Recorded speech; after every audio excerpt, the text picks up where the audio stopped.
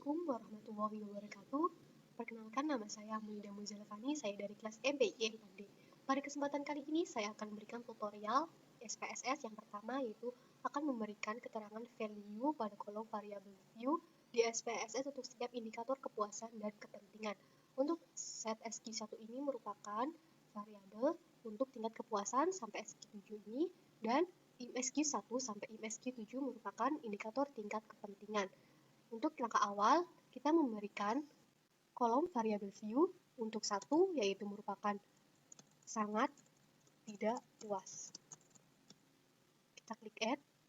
Untuk yang kedua, yaitu tidak puas. Klik add lagi. Untuk yang ketiga, cukup puas. Untuk yang keempat, puas. Yang kelima, yaitu sangat puas. Klik add, lalu klik OK. Lakukan dari SQ1 sampai set SQ7. Untuk selanjutnya kita memberikan nama di kolom IMSQ1, yaitu untuk value 1 kita beri label sangat tidak penting. Kita klik add. Untuk yang kedua, tidak penting.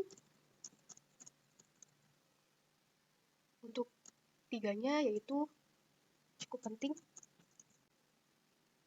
Untuk yang keempat, yaitu penting. Untuk value 5, yaitu kita berikan label sangat penting. Lalu kita klik add, klik OK. Lakukan dari IMSQ1 sampai IMSQ7. Dan ini adalah hasilnya setelah kita memberikan value untuk setiap indikator. Untuk langkah yang kedua, kita akan membuat tabel frekuensi untuk setiap indikator kepuasan dan kepentingan dengan value yang sudah dilengkapi. Kita klik Analyze, lalu Descriptive Statistik, klik frekuensi, lalu kita blok semuanya, kita pindahkan ke variabel, kita klik OK. Dan ini adalah tabel frekuensi dari set Q1 sampai set Q7, dan ini tabel frekuensi IMSQ1 sampai IMSQ7. Yang ketiga, kita akan membuat grafik batang pada tabel frekuensi yang telah dibuat. Langkah awal kita klik Analyze, lalu klik Descriptive Statistik, klik Frequencies, lalu kita blok semua, pindahkan dulu terlebih dahulu ke frekuensi, lalu kita pilih satu persatu, pindahkan ke variabel. Klik Charts, kita klik Bar Charts, klik Continue, lalu kita klik OK. Jadi langkah tadi kita lakukan mulai dari indikator set SQ1 sampai IMSQ7 untuk menjadikan diagram batang setiap indikatornya. Selanjutnya kita akan membuat grafik lingkaran, indikator kepuasan dan indikator kepentingan. Langkah awal kita klik Analyze, lalu klik Descriptive Statistik, klik Frekuensi, lalu kita pindahkan set SQ1 ke variabel, lalu kita pilih Charts, kita pilih P-Charts, lalu klik Continue, klik OK. Ini adalah hasil dari grafik lingkaran set SQ1, dan ini adalah grafik lingkaran untuk setiap indikator. Untuk selanjutnya, saya di sini akan menganalisis frekuensi dan percentage dari data yang ada.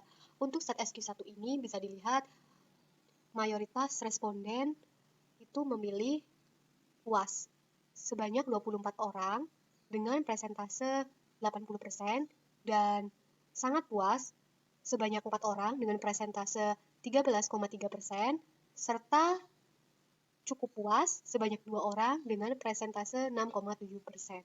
Lakukan analisis frekuensi dan percentage pada indikator-indikator selanjutnya.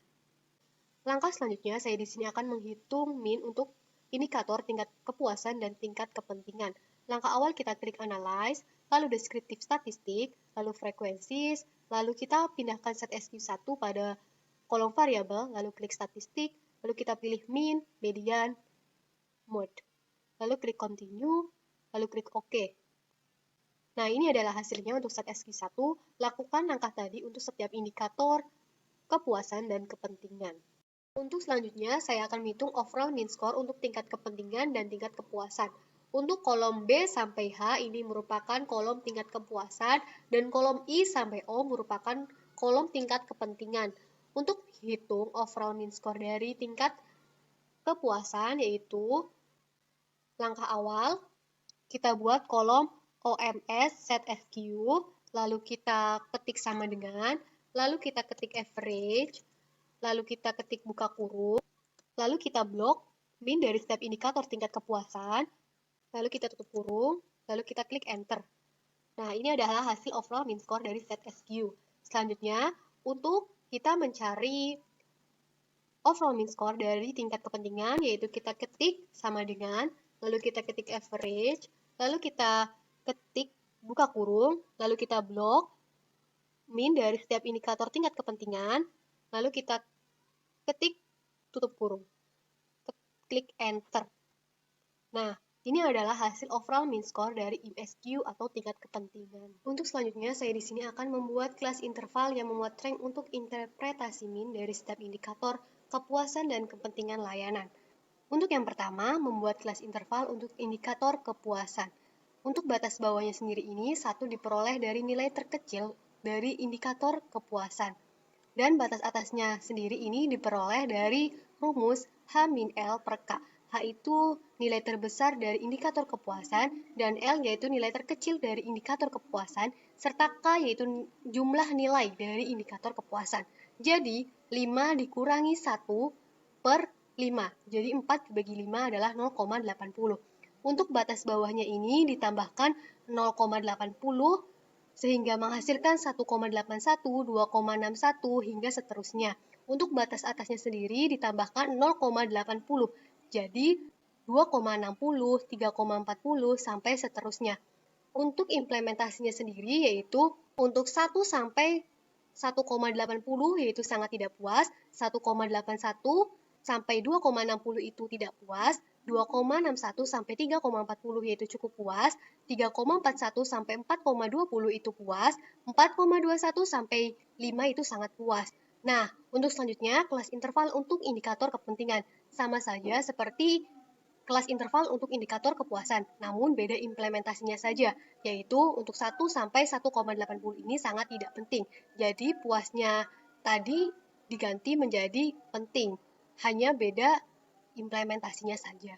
Selanjutnya, saya akan menganalisis means dan rank untuk setiap indikator kepuasan. Contohnya pada indikator set SQ1. Pada indikator set SQ1 mempunyai rata-rata atau mean sebesar 4,667 dibulatkan menjadi 4,07. Hal ini berarti jika dilihat dari kelas interval untuk interpretasi mean berada dalam rank 3,41 sampai 4,20 yang berarti jawaban responden artinya puas. Dan ini bisa kita analisis mulai dari set SQ1 sampai set SQ7, bahkan kita menganalisis mean dan rank untuk setiap indikator kepentingan. Bisa kita analisis dari IMSQ1 sampai IMSQ7 sesuai data yang kita peroleh. Untuk yang terakhir yaitu saya akan menganalisis means dan rank untuk tingkat kepuasan dan tingkat kepentingan layanan. Untuk yang pertama, kita analisis means dan rank untuk tingkat kepuasan, yaitu berdasarkan kelas interval yang ada, kita bisa menganalisis dari seluruh indikator set SQ atau tingkat kepuasan memiliki nilai overall mean score sebesar 4. Hal ini berarti jika dilihat dari kelas interval, untuk interpretasi means dan rank maka berada dalam rank 3,41 sampai 4,20, yang berarti jawaban responden untuk keseluruhan indikator artinya puas. Selanjutnya, saya akan menganalisis means dan rank untuk tingkat kepentingan. Dari seluruh indikator IMSQ atau tingkat kepentingan dengan perhitungan Excel, maka memiliki nilai overall mean score sebesar 4,53.